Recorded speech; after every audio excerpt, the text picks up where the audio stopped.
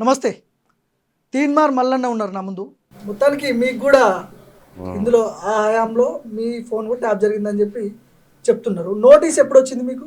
Notice నిన్న పంపించారు. అది ఇక్కడి నోటీస్ నిన్న పంపించారు.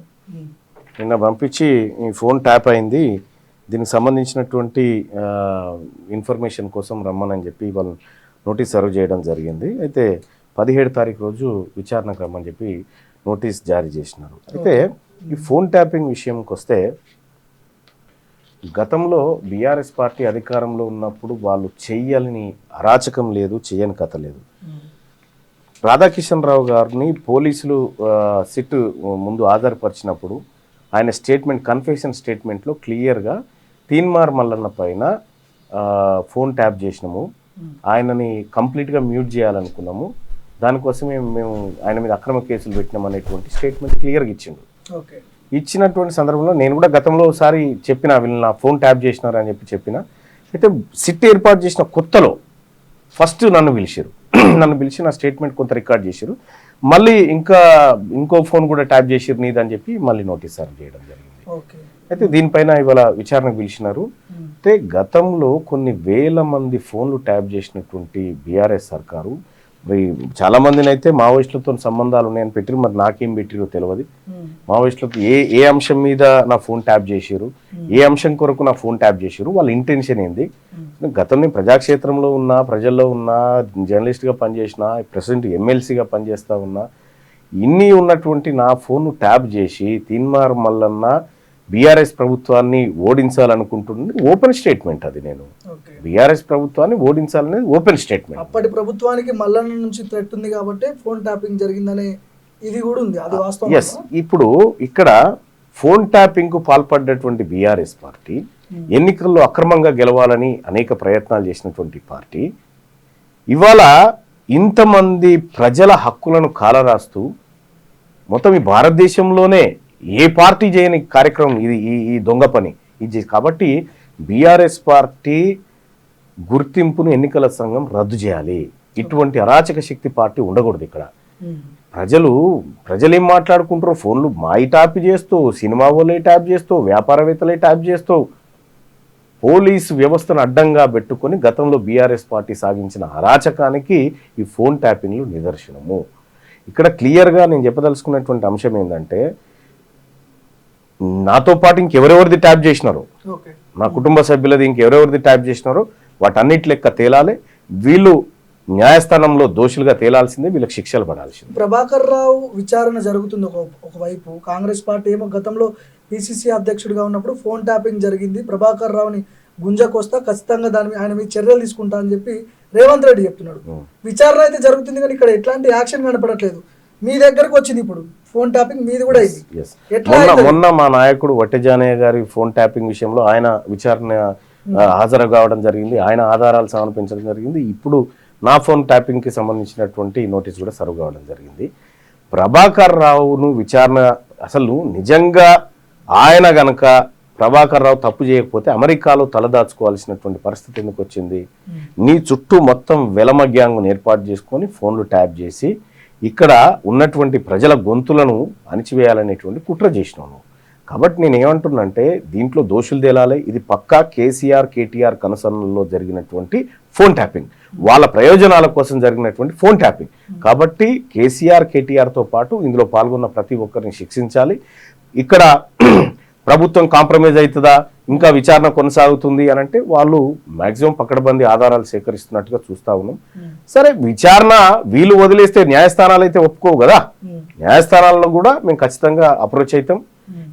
ఈ ఫోన్ ట్యాపింగ్ వ్యవహారంలో దోషులను తేల్చడం కోసం, అలాగే బీఆర్ఎస్ పార్టీ గుర్తింపు రద్దు చేయడం కోసం పోరాటం చేస్తాం. అధికార పార్టీలో ఉంటే మల్లన్నపై ఇట్లాంటి దాడులు కానీ లేకపోతే ఈ ఫోన్ ట్యాపింగ్ విషయంలో కొంత సీరియస్ గా తీసుకునే అవకాశం ఉండేది కదా. ఒక విషయం ఏంటంటే, నేను అధికార పార్టీ ఇంకోటి అని కాదు, నేను ప్రజల పార్టీలో ఉన్నా. ఎస్, కాంగ్రెస్ పార్టీ అధికారంలోకి రావాలని కొట్లాడిన 100%. ఎందుకు కొట్లాడినా, నాకు కులగణన చేస్తామని చెప్పి 42% రిజర్వేషన్ ఇస్తామని చెప్పిన అంశం ఆధారంగా మేము కొట్లాడి దుర్మార్గుడి ప్రభుత్వాన్ని దించడం కోసం ప్రయత్నం చేసినాం. సో అంతే తప్ప ఇవాళ తీన్మార్ మల్లన్న అధికార పార్టీలు ఉన్నాడా, నాకు అన్ని పార్టీలలో నాకు సంబంధించినటువంటి మా మనుషులు, మా బీసీ వర్గాల ప్రజలు ఉన్నారు. ఇవాళ తిన్మార్ మల్లన్న మీద దాడి జరిగితే ఎంతో మంది మంత్రులు ఫోన్ చేసినారు, ఎమ్మెల్యేలు ఫోన్ చేసినారు, చాలా మంది మాట్లాడుతూ ఉన్నారు ఈ దుర్మార్గం దీనిపైన అంటే తీన్మార్ మల్లన్న ప్రతిపక్షంలో ఉన్నప్పుడు ఏ పాత్రలో ఉన్నాడో ఇప్పుడు అదే పాత్రలో ఉన్నా నేను.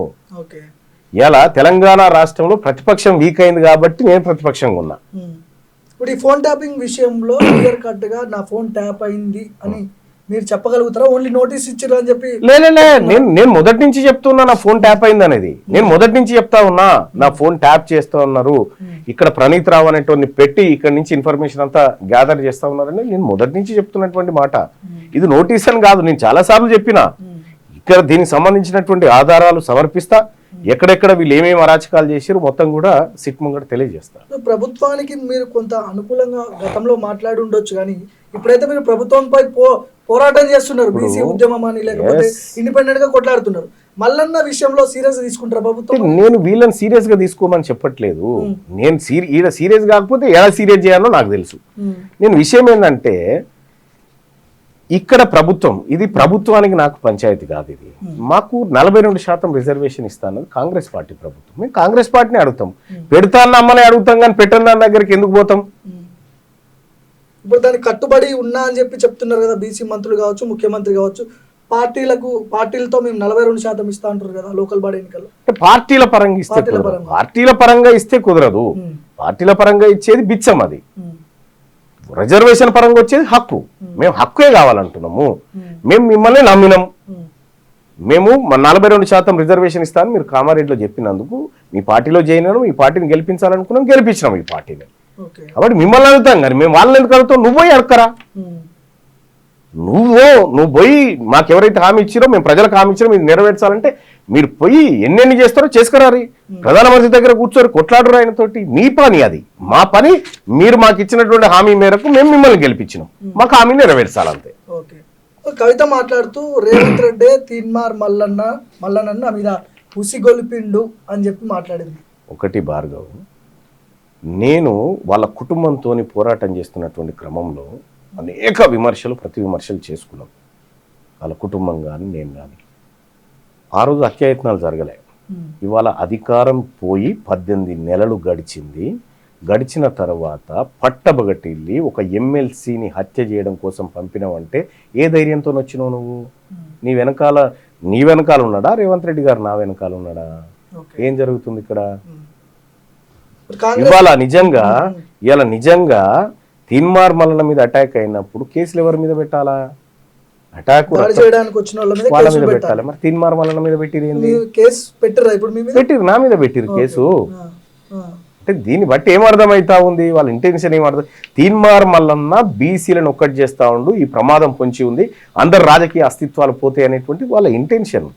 ఇక్కడ నేను గతంలో మాట్లాడినటువంటి మాటలకి ఇప్పుడు సాధారణంగా జనం వాడుకునేటువంటి ఒక మాటకి నువ్వు ఈ హత్యాయత్నానికి ప్రయత్నం చేసినావంటే దాని ఇంటెన్షన్ ఏందో మాకు ఖచ్చితంగా అర్థమవుతూనే ఉంది. బీసీ మేధావులు, బీసీ ప్రజానికం అంతా ఇవాళ దీని వెనకాల ఏదో జరిగింది అనేటువంటి చర్చ జరుగుతుంది. తెలంగాణలోనేమో అగ్రకులస్తులకు సంబంధించిన పార్టీ ముఖ్యమంత్రి అధికారంలో ఉన్నాడు, మీరేమో బీసీ రాజ్యాధికార స్థాపనకై మీరు పోరాటం చేస్తున్నారు. ఇక్కడ బీసీ అనేసరికి అన్ని పార్టీలు ఒకటే మల్లన్నను కార్నర్ చేస్తున్నారు కదా, అటాక్ చేస్తున్నారు. ఎందుకంటే నేను ఈ పార్టీల మీద పోరాటం చేయట్లేదు, మేము ప్రజలను చైతన్యవంతం అవుతా ఉన్నాము. ఈ పార్టీలలో ఉన్నటువంటి వాళ్ళు ఎవరు మా వాళ్ళే కదా, వాళ్ళు ఇవాళ రేపో ఇటు రావాల్సిందే, బీసీల వైపు రావాల్సిందే. కాకపోతే కొంచెం టైం అంతే. వాళ్ళు ఎన్నటికైనా ఈ బీసీ మూవ్మెంట్ లోకి రావాల్సిందే, బీసీ ప్రభుత్వంలో జైలు కావాల్సిందే. వాళ్ళు ఇవాళ కాకపోయినా రేపైనా సరే. ఇప్పుడు అధికారం కోసం అక్కడ లేకపోతే ఉనికి కోసం ఇంకో చోట ఉండొచ్చు, కానీ వాళ్ళంతా మా బిడ్డలే, మా వర్గాల బిడ్డలే. అందులో ఉన్న వాళ్ళంతా మా వాళ్ళందరూ కాల్ చేస్తే వాడన్నా గాంధీ భవన్ లో ఊడ్చేటోడు అన్న మిగులుతాడా కనీసం? ఆ రోజు వస్తుంది కాబట్టి ఆ భయం వీళ్ళకి. ఈ మంచం కంచం ఈ కథ ఏంది ఒక్కసారి చెప్పండి. వాళ్ళకు ఇప్పుడు కల్వకుంట్ల కవిత గారి జీవన శైలి, ఆమె సంస్కృతి, ఆమె ఉన్నటువంటి దొరసాని బతికేదైతే ఉందో వాళ్ళకి ఇవి అర్థం కావు. వాళ్ళు విజయనగరం నుంచి వచ్చినామని చెప్పి కేసీఆర్ చెప్పారు. వాళ్ళకి ఎట్లా తెలుస్తాయి ఇవి? ఆ బీసీలో మాట్లాడుకునేటువంటి వ్యవహారిక సాంస్కృతిక అంశాలు, సామెతలు వాళ్ళకి ఎట్లా తెలుస్తాయి? తెలివే కదా. తెలియక పాపం పిచ్చి ఆమె తెలియక చేసింది ఆ పని, కానీ తెలుసుకోవాల్సింది. ఇంకో కాంట్రవర్సీ వ్యాఖ్యలు కూడా చేసి ఇక్కడ కాంగ్రెస్ లోకి కవిత రాబోతుంది. మొన్న మంత్రిగా ప్రమాణ స్వీకారం చేయబోయేది అని మాట్లాడారు. Yes, exactly. ఏ ఆధారాలతో ఏం ఏం తెలుసని మీరు అట్లాంటి వ్యాఖ్యలు చేయాల్సి వచ్చింది? మీరు పోయి వాళ్ళని అడుగు, ఇది తప్పు అయితే నేను బాధ్యత వహిస్తా. ఓకే. మొన్న 3 మంత్రులతో పాటు 4వ పేరు ఈ మీద కూడా ఉండే. ఉమ్. చివరి క్షణంలో ఈమె పేరు తీసేసారు అందులోంచి. చివరి క్షణంలో ఓకే. ఈమె పేరు తీసేసారు. ఉమ్. ఇది రాంగ్ ఏం అడగమని ఆమెను చెప్పమని చూద్దాం. ఉమ్. కేసీఆర్ కేటీఆర్ ఎందుకు ఈమెను బయటకు వెళ్ళగొట్టారు అనుకుంటున్నావు? ఉమ్. ఈ అంశం తెలిసిన తర్వాతనే ఓకే. కేసీఆర్ కుటుంబంలో ఎందుకు చిచ్చు పుట్టిందంటే ఇదే చిచ్చు. ఉమ్. ఇది ముఖ్యమంత్రి గారికి తెలుసు, నాకు తెలుసు, కవిత గారికి తెలుసు, పిసిసి చీఫ్ గారికి తెలుసు, నటరాజన్ గారికి తెలుసు, ఉమ్. ఢిల్లీలో ఉన్న ఒక పెద్ద మనిషికి తెలుసు. ఓకే. ఇప్పుడు మీ ఇద్దరి మధ్య జరిగిన గొడవకి కనీసం బీఆర్ఎస్ పార్టీ నుంచి ఒక స్టేట్మెంట్ కూడా రాలేదు. అంటే ఎట్లా చూడాలి దీన్ని? విషయం ఏంటంటే కేసీఆర్కి అవగాహన ఉంది ఈ అంశం. తెలుసు, ఇదంతా తెలుసు. కేసీఆర్కు కంచం మంచం ఈ పదాలు ఎప్పుడు వాడతారు, ఎందుకోసం వాడతారు అనేటువంటి లెక్క ఆయనకు తెలుసు. ఎందుకంటే కేసీఆర్ గారు మంచి ఉద్యమకారుడు. రెండోది ఏంటంటే ఆయన తెలుగు నాలెడ్జ్ ఉంది ఆయన దగ్గర. ఉమ్. ఆయన దగ్గర ఉన్న తెలుగు నాలెడ్జ్ అంత ఈజీ నాలెడ్జ్ ఏం కాదు. ఓకే. ఆయన చదువుకుని డిగ్రీ కావచ్చు కానీ ఉమ్. తెలుగులో పర్ఫెక్ట్ నాలెడ్జ్ ఉంది ఆయనకి. ఉమ్.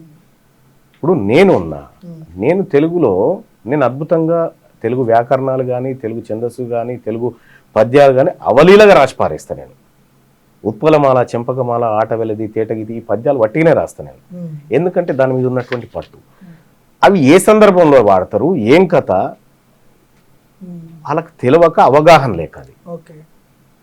కనీసం మా తెలుగులో ఒక్క ముక్కన చెప్పమన్నాను చూద్దాం. మేము మాట్లాడే తెలుగులో ఉమ్. సూర్యుడొక్కడుండు సురరాజులిద్దరు దినకరాదయంబు తేటగీతి అని. తేటగీతి ఫార్ములా ఇది. ఉమ్. ఉమ్. ఆమె చదువుకున్న షార్ట్ కట్ చదువు కాబట్టి అవి తెలివే ఆమెకు. ఓకే. గురువులు మూడిట మగనము పరగంగా ఆది గురువు భగనం బయ్యన్ ధర మధ్య గురువు జగనము సరసాగున అంత్య గురువు సగనం బయ్యన్.